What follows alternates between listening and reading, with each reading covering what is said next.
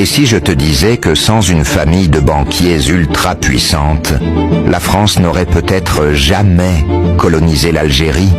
Accroche-toi, car cette histoire fait froid dans le dos.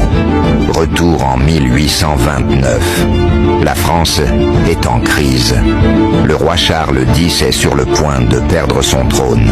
Le pays est en faillite et il lui faut un coup d'éclat pour redorer son image. Alors il décide de lancer une expédition militaire ultra coûteuse pour s'emparer d'Alger.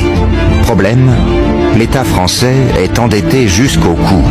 Qui va financer cette guerre?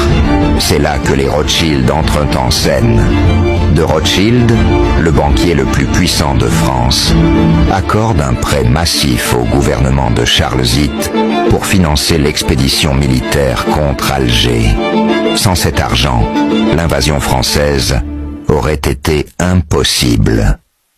Le 14 juin 1830, grâce aux fonds levés par les Rothschild, une flotte de 37 000 soldats français débarque en Algérie. Moins d'un mois plus tard, le 5 juillet 1830, Alger tombe.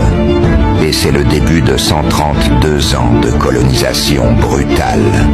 Sans les Rothschild, la France aurait peut-être dû abandonner son projet de conquête. C'est eux qui ont donné au roi les moyens de lancer l'expédition et de changer à jamais le destin de l'Algérie. Et ce n'est que le début. Car après avoir financé la conquête, les Rothschild vont hautement s'enrichir sur le dos du pays pendant plus d'un siècle. Et c'est choquant. Après la prise d'Alger, la France veut exploiter les richesses de l'Algérie. Mais il faut des infrastructures. Qui va financer la construction des chemins de fer coloniaux? Encore une fois, les banques Rothschild sont là pour prêter de l'argent et prendre le contrôle du transport. À la fin du 19e siècle, la banque Rothschild finance des compagnies ferroviaires en Algérie qui servent à transporter blé, minerais et vin vers la France. Les Algériens, ils construisent ces rails dans des conditions de misère et les bénéfices vont directement dans les poches des investisseurs européens. Là où ça devient dingue, c'est que l'Algérie devient l'un des plus grands exportateurs de vin au monde sous la colonisation. Et qui contrôle une grosse partie de ce commerce? Les Rothschild. En 1868, ils rachètent d'immenses domaines viticoles en Algérie, notamment dans la région d'Oran. Le vin, produit sur les terres algériennes, est vendu sous des labels prestigieux. Mais presque aucun bénéfice ne revient aux Algériens. À un moment, l'Algérie fournissait 40% du vin consommé en France. Mais les vignobles appartenaient à des colons français et à des grands groupes comme Rothschild. Les Rothschild ne s'arrêtent pas là. Après le vin, ils investissent aussi dans les mines algériennes. Fer, cuivre, plomb, tout part en direction de la France.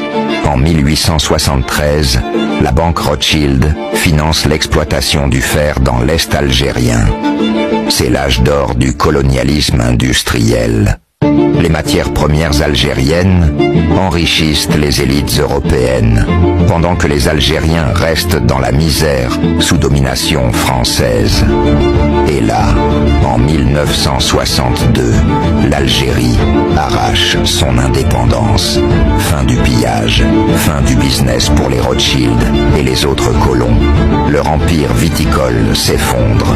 Les mines et chemins de fer sont nationalisés.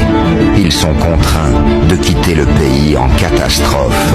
Mais attention, ils ont déjà accumulé assez de richesses pendant plus d'un siècle. Ils repartent avec leur fortune intacte et continuent à régner sur la finance mondiale.